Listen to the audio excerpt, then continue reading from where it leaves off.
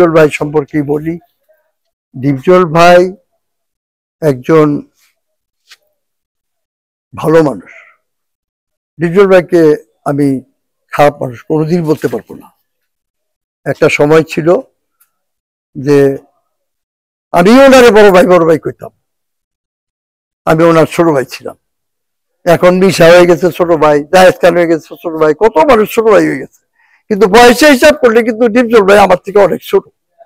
আমার 69 চলতেছে, ডিপজল ভাইয়ের এত বয়স জীবনও হয় নাই। তো ডিপজল ভাইয়ের একটা জিনিস আছে, ওনার ভালো দিকটা সবচেয়ে বলি, ওনার মনটা অনেক বড়, ওনার আত্মাটা অনেক বড়, ওনার কর্যাটা অনেক বড়। উনি মানুষকে দান করে। মিরপুরে এমন কোনো মানুষ নাই যে তার ছেলের বিয়ে করাইতে গিয়ে বিপদে পড়ে ডিপজল ভাইয়ের কাছে হাত পাচ্ছে, ডিপজল ভাই দিয়ে দিচ্ছে। মেয়ের বিয়ে দিতে পারছে না, ডিপজল ভাইয়ের কাছে হাত পাচ্ছে, লাখ লাখ টাকা ডিপজল ভাই দিয়ে দিচ্ছে। এই গুণটা ডিপজল ভাইয়ের আছে, এটা আমি মিথ্যে বলবো না। ডিপজল ভাই এই দিক দিয়ে খুবই ভালো, খুবই মানে কেউ ওনার কাছে গেলে উনি কাউকে খালি হাতে ফিরায় না, এই জিনিসটা ওনার আছে। মাঝখানে উনি ওপেন হার্ট করেছে, অনেক কিছু হয়েছে। আমি দোয়া করি উনি সুস্থ থাকুক, ভালো থাকুক।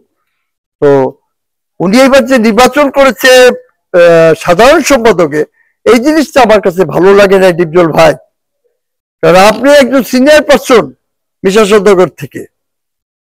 আপনি মনে করে দেখেন, আপনার প্রথম ছবি আপনাদেরই প্রযোজিত টাকার পাহাড়, মন্তজুর আকবরকে আপনারা ডাইরেক্টর বানিয়েছেন। সেই ছবিতে আমাকে মেজর ক্যারেক্টার কমেডিয়ান দিয়েছেন আপনার সাথে, আপনি হিরো। আর একজন এক্স মেজরের ওয়াইফ ছিল মিষ্টি নামে নায়িকা।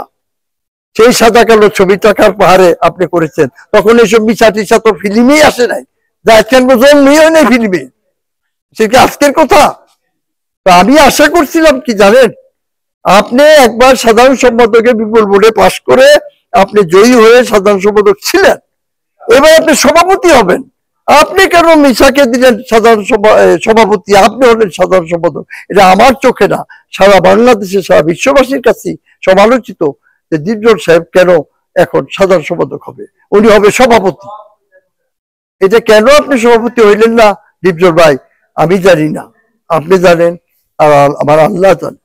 আমি আপনার জন্য দোয়া করি আপনি সুস্থ থাকেন, ভালো থাকেন। আমিও আপনার প্রতি অসুস্থ। আপনি ওপেন করছেন, আমি একটা রিং বসাইছি, যাদের ফিল্ম টিলিম সব ছাইড়ে দিচ্ছি। জীবন বইরে আপনাকে কইছি ভাই আমার একটা পার্ট দিয়ে, একবারে কইছি ভাই আমার একটা বন্ধু পার্ট দিস, বন্ধু আমার একটা পার্ট দিস। সুরজ বাঙালি আর কোনদিন কেউ গিয়ে কইব না আমার একটা পার্ট দেন, আমার একটা পার্ট দেন, আর কোনদিন বলবে না। আমি আপনার ভালো চাই ডিপজল ভাই, আপনি খুব ভালো মানুষ। আমার বাড়িতে রান্না দিয়ে আপনি রেখা হয়েছে, আপনি আবার রাস্তা খাসি জবাই করে দিয়ে আমাকে খাওয়াইছেন। আপনার দিল সম্পর্কে আমরা জানি, সারা বাংলার মানুষ জানে, সবাই জানে। ডিপজল ভাই আপনার তুলনা কেউ নাই। তবে আপনার সভাপতি হওয়া উচিত ছিল ডিপজল ভাই। এটা যদি আমি ভুল বলে থাকি তাহলে আপনি অন্যভাবে দেখবেন না, মানে ক্ষমা দৃষ্টিতে দেখবেন।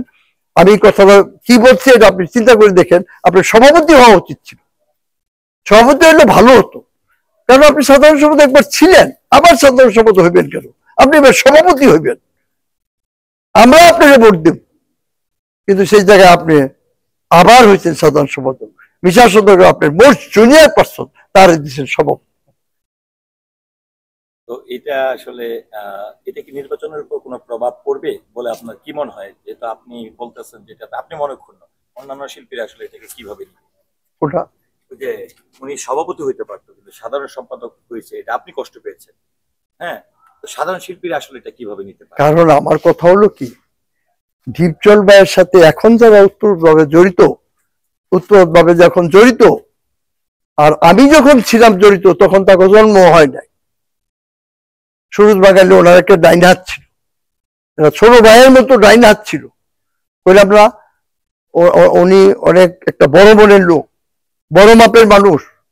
ওনার মনটা যত কিছুই বলুক গা, মনটা একেবারে কলিজাটা একেবারে সুন্দর, একেবারে একটা বাচ্চার মতো কলিজা। উনি ভালো লোক, ভালো মানুষ। সেই জন্যই তো বলতেছি যে আপনি সভাপতি হওয়া উচিত ছিল। এখানে যদি এমন হইতো যে নিপুণ আক্তার সাধারণ সম্পাদক, মনির হোসেন ডিপজল, তাহলে কি হইতো?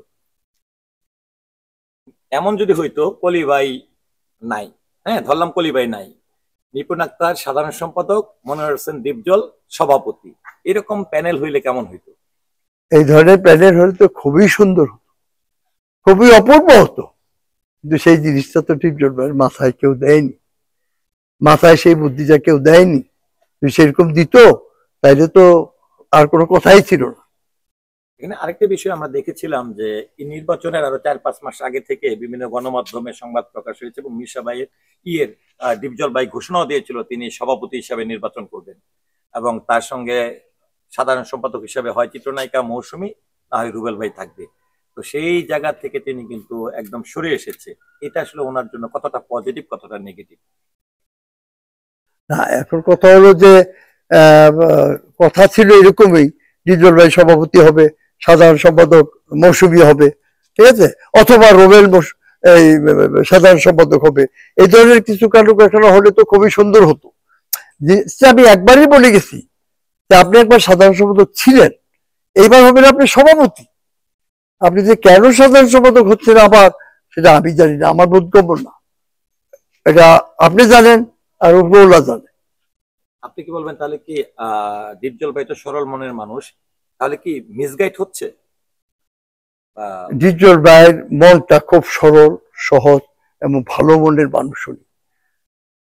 অনেকে হয়তো বুঝজ্ঞান দিছে, এই বুঝজ্ঞানের মাধ্যমে হয়তো বা এরকম কিছু হয়েছে, এছাড়া তো আর কিছু বলতে পারি মন না। মানসিকতার দিক থেকে চিত্রনায়িকা নিপুণ আক্তার সাধারণ সম্পাদক প্রার্থী, মন মানসিকতার দিক থেকে ডিপজল সাধারণ সম্পাদক প্রার্থী।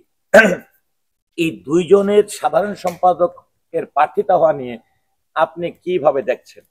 মানে দুইজন প্রার্থীকে নিয়ে আপনার বিশ্লেষণটা কি? এখন যখন নিপুণ আক্তার কেমন মানুষ, এখন কথা হলো হয়েই গেছে, নিপুণ আক্তারও সহজ সরল, মানুষের জন্য অনেক কাজ করছে। এটা আমরা পূর্বের থেকেই জানি যে মানুষের জন্য নিপুণ আক্তার অনেক কাজ করছে, অনেক জায়গায় গিয়ে ত্রাণ দিছে, অনেক জায়গায় দিয়া মানুষের সাহায্য করছে, হ্যাঁ, গরু জবর দিয়া মাংস দিছে, বহুত কিছু করছে। আমরা ছবি বা ভিডিও তো দেখি নাই। ভিডিও দেখেননি, ছবি দেখেননি, একটা কথা মনে রেখেন, যেমন আজকে আপনাকে আমি বলছি একটা কথা, আমার এক ছেলে এক মেয়ে, আমার একটা মেয়ে, আমার দুইটা নাতি আছে,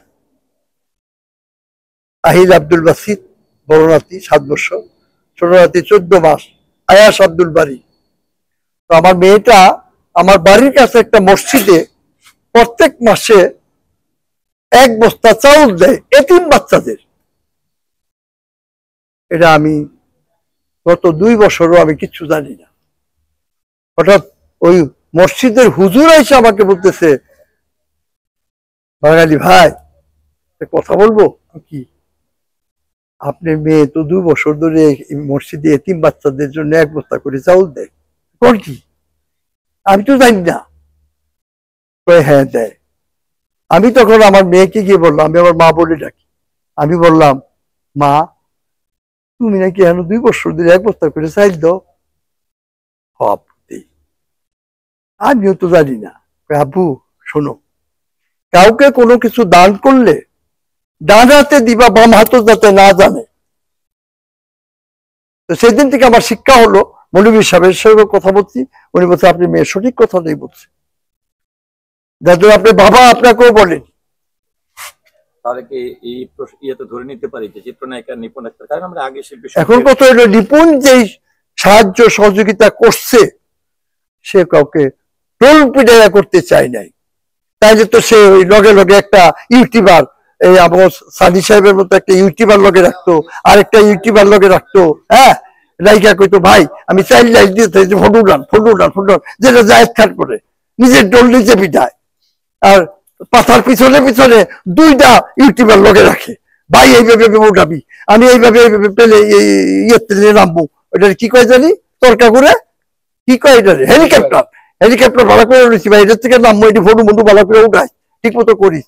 এটা তো না, ও দিয়ে দিচ্ছে ঢোল পিটাইবার জন্য না, কেউ যাতে না জানে, কিন্তু ওটা আল্লাহর রাস্তে আল্লাহর হুকুমে মানুষের মুখে মুখে এমনি রইতে গেছে। পরিচালক সমিতির অনেকেই বলছে যে এই মেয়েটা ওই গিয়ে গিয়ে বৃষ্টিতে ভিজা ভিজা মানুষের সাহায্য দিচ্ছে, ত্রাণ দিচ্ছে, দান করছে, মাংস দিচ্ছে, এই দিচ্ছে এই দিচ্ছে, এইখানে দিতে রয়েছিল, এখান থেকে তাকে বিতাড়িত করেছে। জায়েদ খান সহায় দিছে বলতো সে হাতির পিঠে গিয়া ওইখানে সব মানুষের জড়ো করে ওইখানে সে সাহায্য দিচ্ছে, তবে সাহায্য বাদ দেয় না।